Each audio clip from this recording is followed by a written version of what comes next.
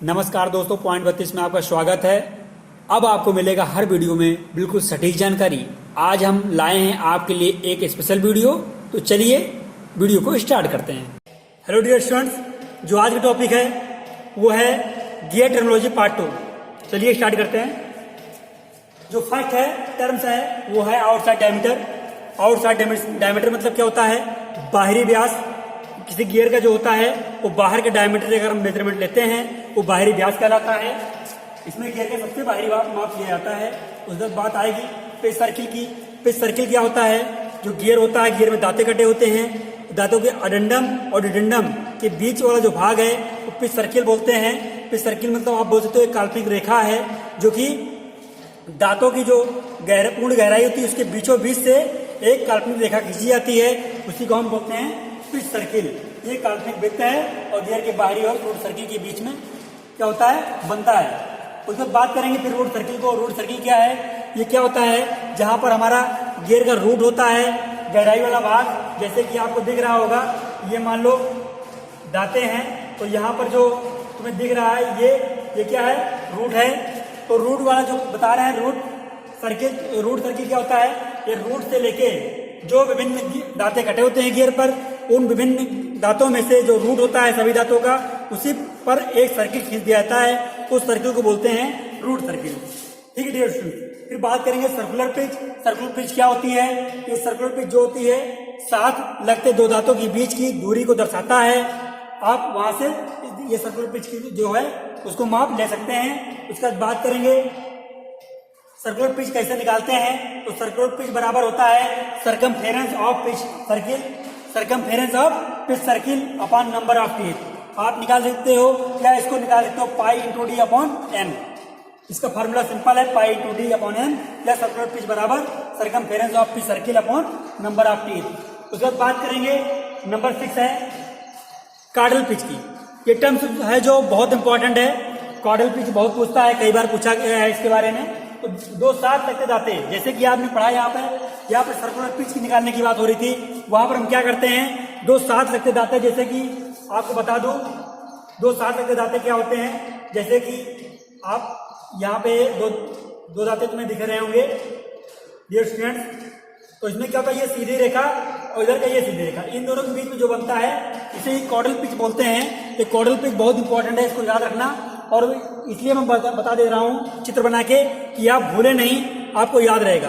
Copy कलम आप लेके बैठा करें और हाँ, इसको आप रिवाइज जरूर करें। कॉपी कलम का मतलब ये नहीं है हमारा कि आप नोट करते जाएं उसके बाद बंद करके रख दें। दिमाग को बंद नहीं करना है। लॉकडाउन चल रहा है तो सिर्फ घर में रहना है, दिमाग को खोल के रखना है, वीडियो को देखते रहना है। डियर स्टूडेंट्स, बात करेंगे डायमेट्रिकल पिच की। डायमेट्रिकल पिच क्या होता है? ये बहुत इंपॉर्टेंट है, इसको नोट कर चलिए सब। गियर की परिधि पर कुल दांतों की जो संख्या होती है उसमें क्या होता है? जो पिच डायमीटर से भाग देने पर निकलता है, तो हम बोलते हैं DP equal to number of gear teeth upon pitch circle diameter. इसको आप बोल सकते हो डीपी क्या होता है? डायमेट्रिकल पिच होता है। नंबर ऑफ गियर टीथ, जो गियर में दांतों की संख्या होती है, उसको क्या करते हैं? पिच सर्किल डायमीटर जो होता है, पिच सर्किल डायमीटर जो भी बताया मैंने आपको, तो पिच सर्किल जो डायमीटर है उससे हम भाग दे देंगे तो हमारा क्या हो? ये डायमेट्रिकल पिच निकल आएगा। और आप बाद में पूछता है आपसे मॉड्यूल। मॉड्यूल बहुत इंपॉर्टेंट है, कई बार क्वेश्चन में पूछा है। एक नंबर आपको लेना है तो मॉड्यूल याद करना है। मॉड्यूल को एम से डिनोट करते हैं। इसका क्या होता है? ये डायमेट्रिकल पिच का अपोजिट होता है, उसका उल्टा होता है। ये 1 अपॉन डायमेट्रिकल पिच होता है। क्या होता है? Module M equal to 1 upon diametrical pitch, या मॉड्यूल डायमेट्रिकल पिच का क्या होता है? उल्टा होता है। आप डीपी बराबर हमने डिनोट कर दिया है डायमेट्रिकल पिच, आपको दिक्कत नहीं होने वाली है, आप इसको याद करते चलिए। डियर स्टूडेंट्स, फिर बात करेंगे नेक्स्ट अडेंडम की। अडेंडम होता क्या है? अडेंडम क्या है?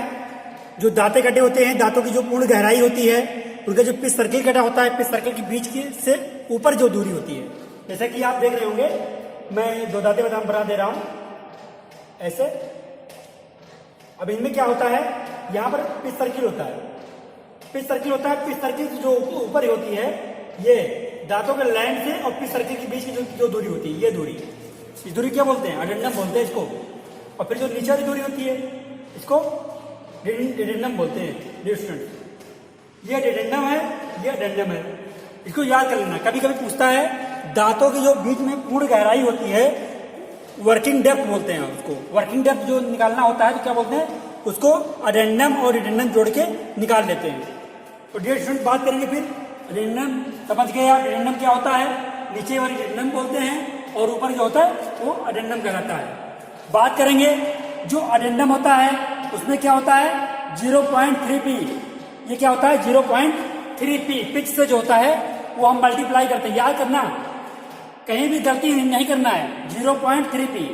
उसके बाद बात करेंगे एडेंडम की। एडेंडम होता है नीचे 0.4p। फिर बात करेंगे पूर्ण गहराई की। पूर्ण गहराई कौन है? पूर्ण गहराई यही तो है, यही है। एडेंडम और एडेंडम दोनों जोड़ देंगे, पूर्ण गहराई प्राप्त हो जाएगी।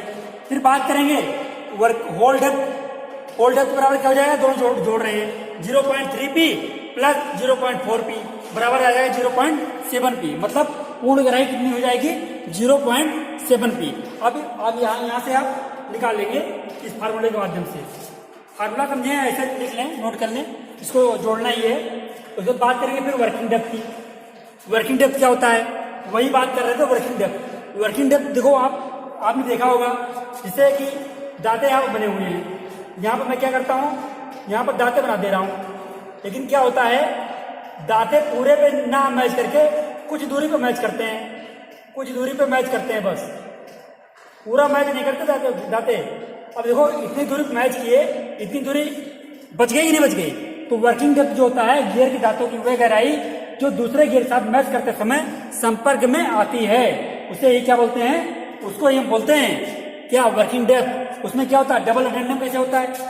अब डबल एडेंडम इसलिए होता है कि एक तो इसका एडेंडम हो गया और इसका एडेंडम हो गया, दोनों गियर का एडेंडम क्या हो गया? क्या हो गया डियर स्टूडेंट? बताइए मेरे साथ, बोलिए। डबल एडेंडम हुआ कि नहीं हुआ?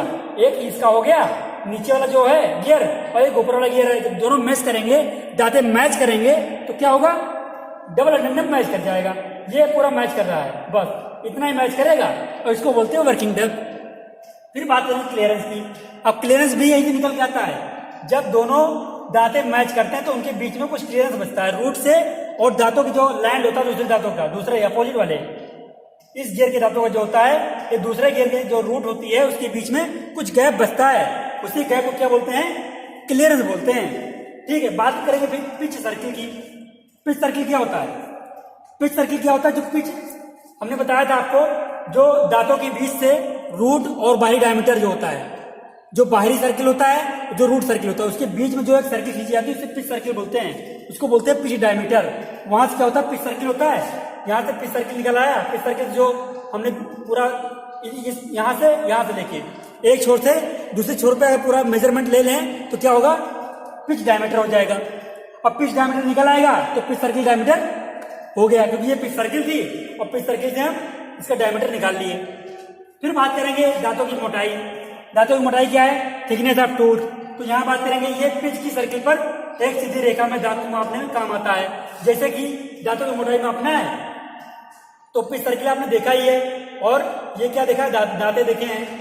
तो जाहिर सी बात है कि जो दांतों की मतलब ये है नहीं, दांतों की दूरी, पिच सर्किल क्या होता है? दांतों की मोटाई मापनी है तो आप यहाँ से माप लो, यहाँ से लेके यहाँ तक, यही तो है दांतों की मोटाई, यही तो है।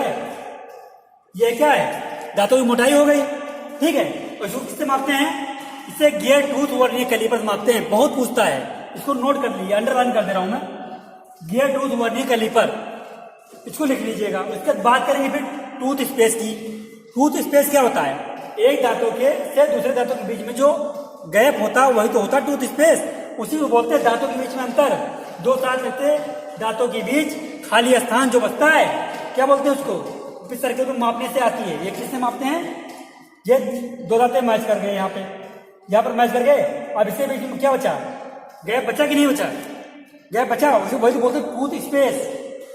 उसे ही तो बोलते हैं टूथ स्पेस। मतलब यहाँ पे स्पेस जो बचता है उससे ही हम टूथ स्पेस बोलते हैं। डियर स्टूडेंट्स, अब हम इसको ग्राफ के माध्यम से समझ लेते हैं कि कैसे क्या कहाँ पर क्या बताया गया है। डियर स्टूडेंट, बात करेंगे सबसे पहले डाया की। जो आउटर डाया होता है गियर का, वो आप जानते हैं कि जो गियर से बाहरी सिरा है, यहाँ पे दांत का जो ऊपरी लैंड है, उसी ऊपरी लैंड से इस दांत के ऊपरी लैंड के जो बाहर से बिल्कुल डाया ले जाता है इसको आउटर डाया बोलते हैं। अगर यहाँ से यहाँ तक दूरी हम मेजरमेंट ले लेंगे तो इसको आउटर डाया बोलेंगे या बाहरी व्यास बोलते हैं। डियर स्टूडेंट, फिर बात करेंगे कि सर्कुलर पिच की। तो सर्कुलर पिच क्या होती है? आपने देखा होगा सर्किल पिच वही होती है जो सर्किल बनी हुई है और इनके बीच में एक पिच जा रही है, इसको पिच सर्किल बोलेंगे। क्या बोलेंगे डियर स्टूडेंट? Pitch circle. मतलब ये जो हमारा दांते बने हुए हैं गियर में, तो उसका लैंड है और रूट है, उसके बीच से एक पिच गुजरती है, एक काल्पनिक रेखा डाला जाता है। उस काल्पनिक रेखा को हम क्या बोलते हैं? उसको बोलते हैं pitch circle. Pitch circle diameter बोलते हैं। अगर यहां से डायमीटर ले लेंगे तो पिच सर्किल डायमीटर में निकल आएगा, जिसको पीसीडी बोलते हैं। डियर स्टूडेंट, डियर स्टूडेंट्स, आप कॉपी और पेन लेके बैठे हैं। जैसा मैं रोज की तरह बोलता हूं कि आप लोग गलती ना करें और पूरा अच्छे से समझें। डियर स्टूडेंट, बात करेंगे फिर कि रूट डाया कैसे निकलेगा। हम लोग क्या करते हैं, जो रूट है, जो दांते कटे होते हैं गियर पे बाहरी सिरों पे, वो दांते कटे होते हैं, तो उसके बीच की जो गहराई के नीचे से है, ये रूट दिख रहा होगा आपको, ये रूट है।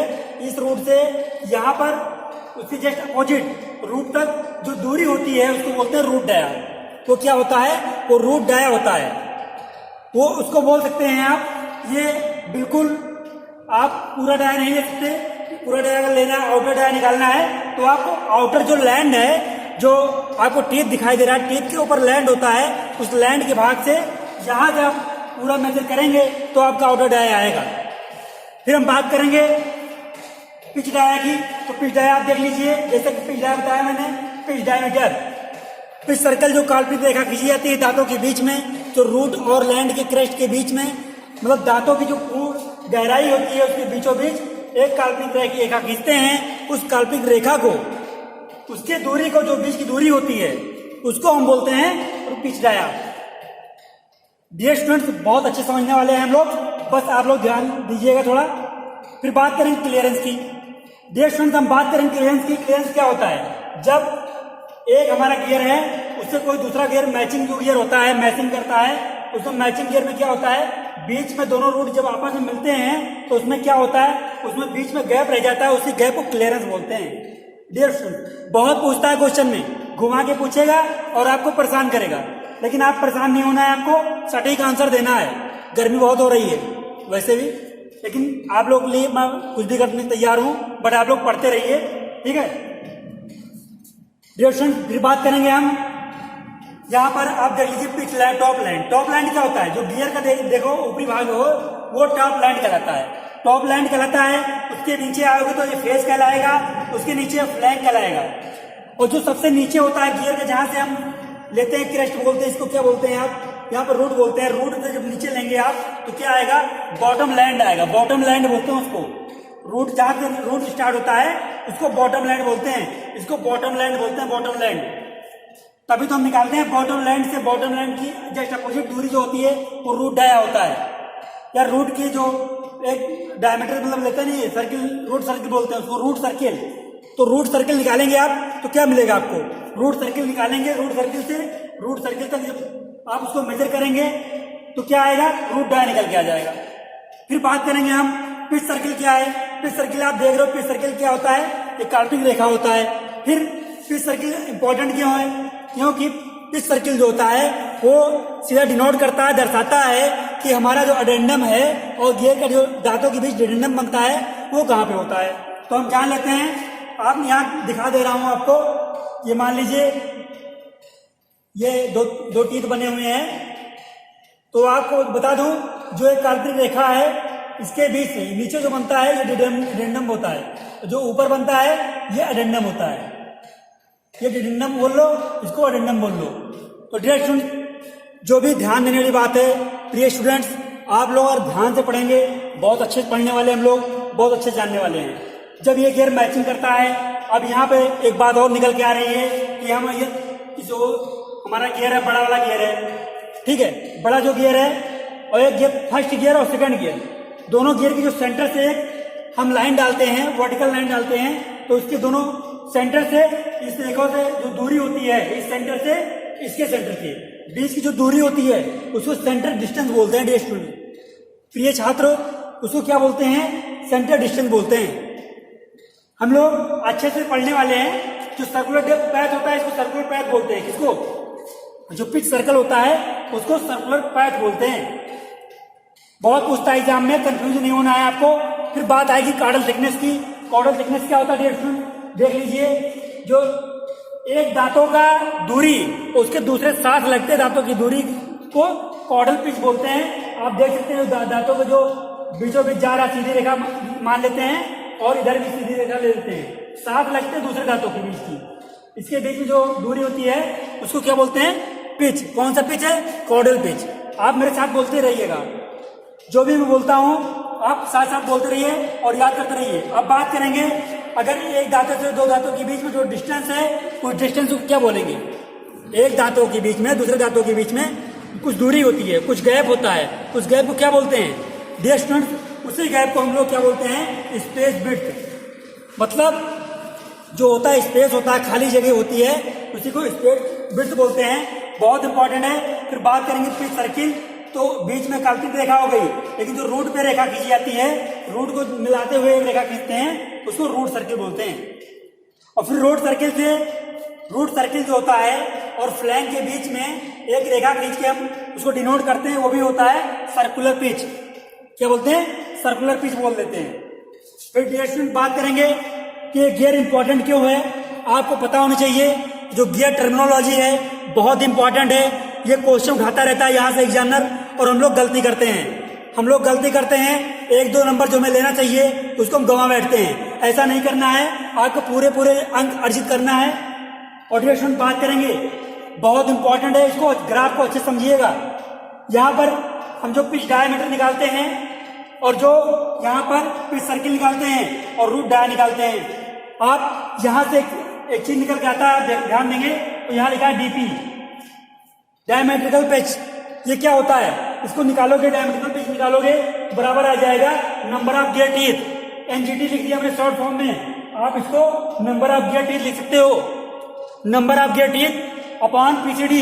PCD answer pitch circle diameter होता है। इसको यहाँ से नोट करते चलिए, बहुत इंपॉर्टेंट है। उसके बाद बात करेंगे मॉड्यूल की। मॉड्यूल क्या होता है? वो जस्ट इसके अपोजिट होता है, इसके डायमेट्रिकल पिच के, 1 अपॉन डायमेट्रिकल पिच। तो हम लोग यहाँ से हमें दो बातें मालूम चल रही है, एक मॉड्यूल, एक डायमेट्रिकल पिच। डायमेट्रिकल पिच निकालने का एक फार्मूला होता है, ये फार्मूला आपके सामने दिया हुआ है, इसको नोट करते चलिए। फिर हम बात करेंगे कि जो गियर है हमारा, गियर से स्पेसिफिकेशन जो होता है पूछता है। फिर नंबर ऑफ टीथ के हिसाब से हम गिन लेते हैं, या क्वेश्चन में दिया रहता है कि कितने टीथ बड़े गियर में है और कितने टीथ छोटे गियर में, जो मैचिंग कर रहा है।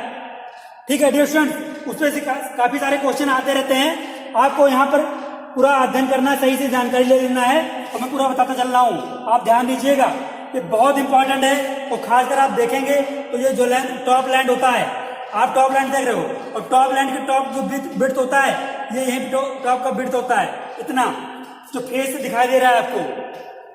डियर स्टूडेंट, बहुत इंपॉर्टेंट है और अच्छे से हम लोग क्लियर करेंगे। फिर बात करते हैं कि अडेंडम डिडेंडम ये क्या होता है। डियर स्टूडेंट्स, जो पिच सर्किल से ऊपर होता है वो अडेंडम होता है, और पिच सर्किल से जो नीचे होता है वो डिडेंडम होता है। डिडेंडम में क्या होता है? अडेंडम डिडेंडम को जोड़ करके हमारा पूर्ण गहराई जो होता है, वर्किंग डेप्थ, वो निकल आता है। डियर स्टूडेंट्स, आज का ये टॉपिक आपको कैसा लगा आप कमेंट करके जरूर बताइए। और हाँ, यदि आपको ये टॉपिक अच्छा लगता है, हेल्पफुल लगता है, तो इसको लाइक करिए और शेयर करें, अपने दोस्तों तक पहुंचाएं, जिससे उनको भी जानकारी मिल सके। डियर स्टूडेंट्स, मैं इतना मेहनत करता हूं, इसका पर्पज सिर्फ ये है कि आपकी सफलता मिले, आप सफल हो और इसका सही से यूज कर सके। यदि आप ये क्वेश्चन गलत कर देते हो तो बहुत दुख होता है। तो डियर स्टूडेंट्स, बात करेंगे जो भी टॉपिक पढ़ाया जा रहा है वो बहुत सुव्यवस्थित तरीके से, कहीं दिक्कत नहीं होने वाली है, कोई क्वेश्चन बाहर से नहीं आने वाला है, सारा क्वेश्चन क्लियर करेंगे। और पूरा जो सेशन चल रहा है बहुत ही अच्छा चल रहा है, बस आप लोग बने रहना होगा और बराबर आप वॉच करते रहें वीडियो को, और लाइक ठोकते रहें और शेयर करते रहें, दिल खोल के शेयर करिए, बस पढ़ते रहिए, कॉपी कलम लेके बैठा करो, बार बार बोलता हूँ। डियर स्टूडेंट्स, आज के लिए इतना ही। Thanks for watching, bye bye, take care.